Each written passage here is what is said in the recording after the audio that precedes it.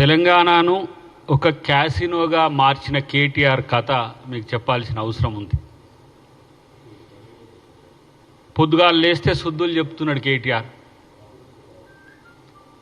ఇవాళ తన మిత్రుడు పోచంపల్లి శ్రీనివాసరెడ్డికి సంబంధించిన ఫామ్ హౌస్లో జరుగుతున్న అత్యాధునిక హంగులతో, నీకు సింగపూర్లో, గోవాలో, నేపాల్లో, లేకపోతే థాయిలాండ్లో ఇంకేముంటాయి ఇట్లాంటి క్యాసినోలు నడిపి, శ్రీలంక, ఇట్లాంటి వాటిల్లో ఎక్కడ దొరకని కోళ్ళ పందాలు లాంటివి కూడా మీకు పెరుగు కూడానట, ఎక్కడ దొరకని కోళ్ళ పందాలు కూడా మీకు ఇక్కడ అత్యధిక సంఖ్యలో పాల్గొనడానికి చౌక ధరలో దొరకబడుతుంది. అది కేటీఆర్ మిత్రుని ఫామ్ హౌస్లో.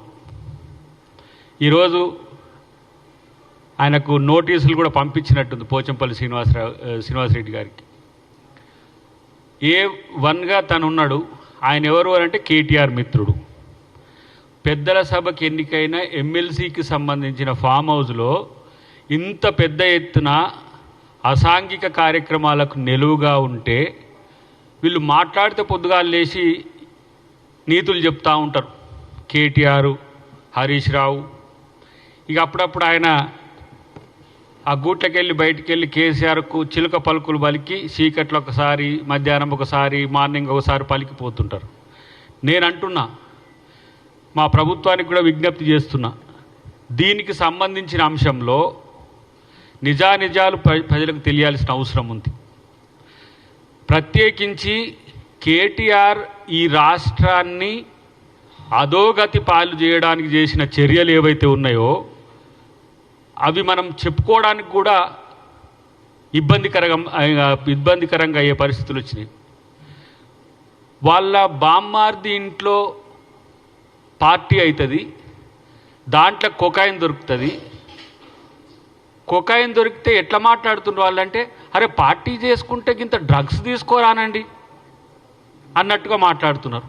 అంటే ఏదో మనము ఇంట్లో సంబరం చేసుకుంటే నాన్ వెజ్ తిన్నట్టుగా, అరే ఏంటండి డ్రగ్స్ ఆ మాత్రం తీసుకోవడం కూడా తప్పేనానండి అంటట్టుగా మాట్లాడుతున్న పరిస్థితి మనకు కనపడుతున్నది.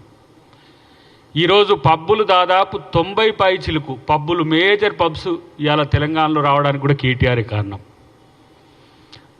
అప్పుడు ముఖ్యమంత్రి గారు బాగా నాకు గుర్తుంది, సే నో టు డ్రగ్స్ అని చెప్పి మనం వైట్ ఛాలెంజ్ తీసుకుందామని చెప్పి ఛాలెంజ్ చేసిరితే ఆయన పరువు నష్టం దావా కింద హైకోర్టుకు పోయిన చరిత్ర. ఎట్లా నేను డ్రగ్స్ తీసుకున్నా అని చెప్పి ప్రచారం చేస్తున్నారు, నా పరువు పోతున్నదని చెప్పి హైకోర్టుకు పోయి స్టే తెచ్చుకున్న పరిస్థితి ఉన్నది.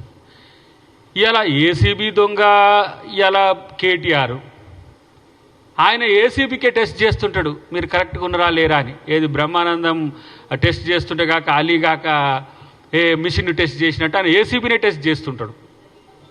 ఇది మొదలు కేటీఆర్ గుర్తుపెట్టుకో. మీ యొక్క భూముల దందా ఎక్కడుందో అంతా తెలుసు ప్రభుత్వానికి. మీ యొక్క అక్రమ వ్యాపారాల దందా ఎక్కడుందో అందరికీ తెలుసు.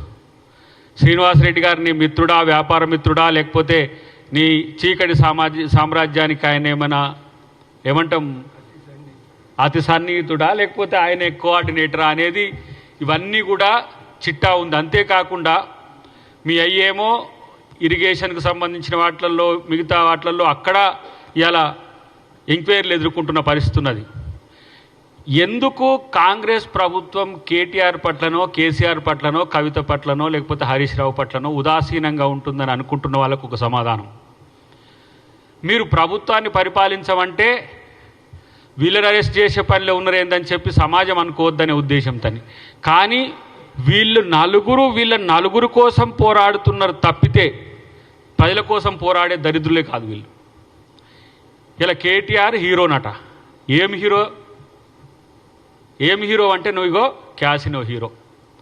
నువ్వేం హీరో అంటే కోళ్ళ పందాలు. సిగ్గున్నాదిరపై మీకు కనీసం. కోళ్ళ పందాలు ఆంధ్రలో సైతం సంక్రాంతికే ఆడుకునే కల్చర్ ఉన్నది. ఎక్కడైతే దాని నేటివ్ ఉందో మన పక్కన ఉన్న రాష్ట్రం, మనం అందరం కూడా కోళ్ళ పందాలంటే అందరం కూడా ఉమ్మడి ఆంధ్రప్రదేశ్లో సంతోషపడ్డ వాళ్ళం. సరే దానికి కోడి కత్తులు కట్టి అదొక హింసాత్మక సంఘటన చేసి అది పోలీసులు చూసుకుంటారు. కానీ ఆ దసరా పండుగ ఒక ఎత్తు తెలంగాణలో జరిగితే సంక్రాంతి పండుగను కూడా ఆంధ్రలో జరిగేదాన్ని మనం అందరం కూడా సంతోషంగా చేసుకునే చరిత్ర ఉంది. కానీ సంక్రాంతికి ప్రజలు ఆడుకునే సంబురాన్ని కూడా కమర్షియల్ చేసి పడేసి 2 years నుంచి దందా నడుస్తుంది. వీళ్ళ టీఆర్ఎస్ ప్రభుత్వం హయాంలో ఇచ్చిన పర్మిషన్స్ ఇవన్నీ కూడా. వెనుకటికి సన్బర్న్ పేరు మీద ఒక ఈవెంట్ ఇక్కడ జరిగేది, అది మొత్తం నంగా ఆటల ఆట. దానికి పర్మిషన్ ఇచ్చింది కూడా ఇప్పుడున్న ఈ కేటీఆర్, అప్పుడు మున్సిపల్ శాఖ మంత్రి. ఇప్పుడు ఈ చుట్టుపక్కల ఉన్న చిన్న చిన్న చెరువులు, చిన్న చిన్న వాటర్ బాడీస్ని అంతా కూడా నీ అనుయాయులకు కబ్జా చేస్తుంది. 2014, 2024 చిత్రపటాన్ని బట్టి గారు స్పష్టంగా చూపించిన పరిస్థితి మనకు కనపడ్డది.